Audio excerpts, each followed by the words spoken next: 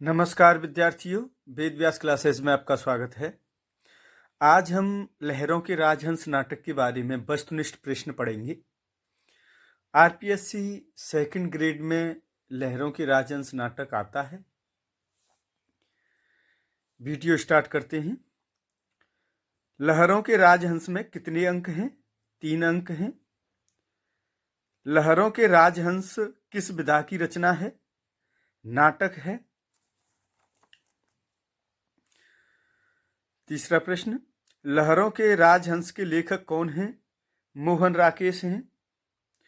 लहरों के राजहंस में कितने पात्र हैं? 9 पात्र हैं। सुंदरी कौन है? नंद की पत्नी। छठवां प्रश्न, लहरों के राजहंस में कितने स्त्री पात्र हैं? 3। नंद कौन है? गौतम बुद्ध का भाई। अगला प्रश्न, 8वां, सुंदरी की दासी का क्या नाम है? अलका है। नंद कहाँ के राजकुमार हैं? कपिलवस्तु के हैं। श्वेतांग कौन है? सुंदरी का सेवक है। कमल ताल में पत्थर कौन फेंक रहा था? श्यामांग फेंक रहा था। श्यामांग कमल ताल में किस पर पत्थर फेंक रहा था? डरावनी छाया पर। कमल ताल के हंसों पर पत्थर फेंकने के अपराध में सुंदरी ने श्यामांग को क्या दंड दिया? दक्षिण के अंधकूप में उतारा जाना। अलका किससे प्रेम करती है? श्यामांग से।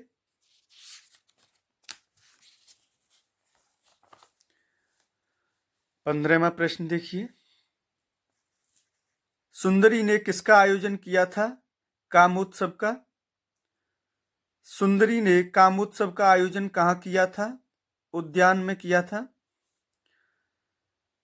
नंद ने सुंदरी को कहाँ पर कामोत्सव आयोजित करने का परामर्श दिया? अपने कक्ष में। 18वां प्रश्न, श्यामांग का अपराध सुंदरी ने किसके कहने पर क्षमा किया? अलका के कहने पर। 19वां प्रश्न, आखेट के लिए गए नंद ने दिन भर किसका पीछा किया? मृग का। सुंदरी के कामोत्सव के प्रथम और अंतिम अतिथि कौन थे? मैत्रेय थे। मैत्रेय किससे मिलने नहीं गया? लोहिताक्ष और सालमित्र से।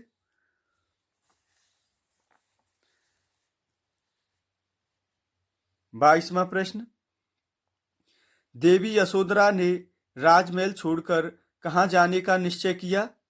बिच्छड़ियों के शिविर में। आखेट से राजमहल आने से पहले नंद किसके पास गया था? सोमदत्त और विशाखदत्त के। 24वां प्रश्न, जो लोग नंद और सुंदरी के द्वार पर आए थे वे कौन थे? नंद और सुंदरी के कर्मचारी।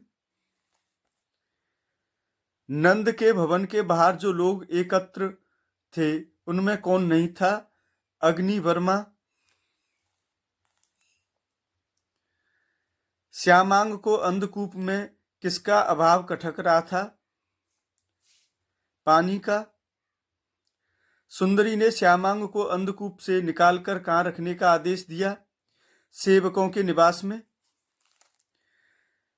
देवी यशोधरा अंतिम बार अपने भवन में किससे मिलना चाहती थीं? अपने बांधवों से। देवी यशोधरा द्वारा बांधवों से मिलने की इच्छा करना सुंदरी ने बताया मन का मोह।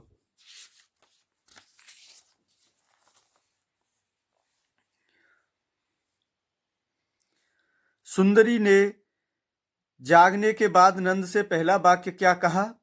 अभी प्रभात नहीं हुआ। सुंदरी के अनुसार दास दासियों का क्या अधिकार नहीं है अंतरंग जीवन को लेकर सोचने का? सुंदरी नंद के सामने किस बात के लिए खेद व्यक्त करती है? अपने कल के व्यवहार के लिए। सोकर उठने पर सुंदरी को अपना चेहरा कैसा लगता है? कांतिहीन। सुंदरी किसको बुलाकर अपना प्रसादन करना चाहती थी? अलका को। अलका कहाँ गई थी? कविराज के पास। अलका बाहर जाने से पहले अपने स्थान पर किस दासी को नियुक्त कर गई थी? निहारिका को। 37वां प्रश्न। नंद अपने प्रकोष्ठ से बाहर जाकर किसे देख रहा था? दूर जंगल के घने वृक्षों को। नंद किस बात का निश्चय नहीं कर पाता? सुंदरी के सौंदर्य पर मुग्ध है या उसकी चातुरी पर? 39वां प्रश्न। सुंदरी ने नंद से दिन भर किस प्रकार रहने की प्रतिज्ञा करानी चाहिए? प्रसन्न। सुंदरी ने नंद को अपने द्वारा किसके माध्यम से भुलाने की बात कही? जादू से।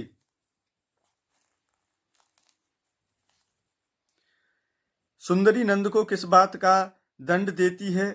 कल की बात स्मरण करने का। उत्तर साथ ही साथ है। सुंदरी ने नंद को क्या दंड दिया? दर्पण लेकर खड़े रहने का। नंद के हाथ में लगा दर्पण किस कारण धुंधला हो गया? नंद की सांस लगने से। ठंड में ऐसा हो जाता है।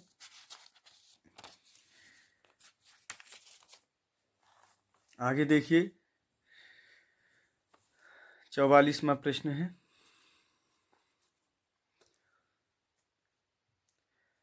नंद के हाथ में लगा दर्पण क्यों टूट गया था? नंद के हाथ में संभल न पाने से। जिस दिन नंद के हाथ से गिरकर दर्पण टूटा उस दिन किसने भिक्षुणी की दीक्षा ली?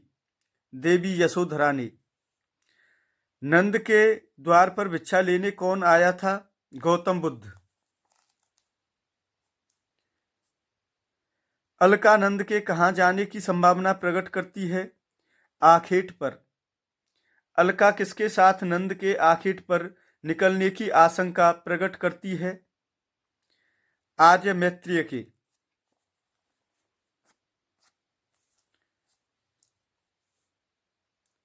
अलका ने निहारिका से किसके लौटकर न आने की बात पूछी थी? नंद के। अलका किससे पूछती है कि वह नंद से मिला या नहीं? श्वेतांग से।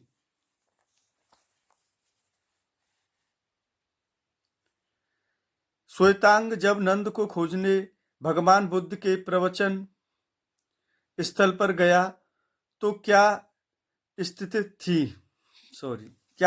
थी? नंद वहां से जा चुके थे। जब नंद ने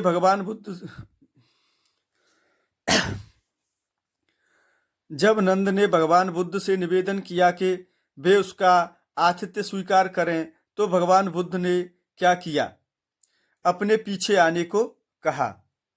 गौतम बुद्ध नंद से अपने पीछे आने को कहकर कहाँ चले गए? बिहार में। गौतम बुद्ध ने नंद को दीक्षित करने की बात किससे कही? भिक्षु आनंद से। नंद जब गौतम बुद्ध के पास से चले तब कैसे थे? बहुत विक्षुब्ध। श्वेतांग ने किसके बौद्ध धर्म में दीक्षित होने की बात कही? आर्य मैत्रेय के। गौतम बुद्ध के पास से निकलकर नंद कहाँ गए? घने जंगल की ओर।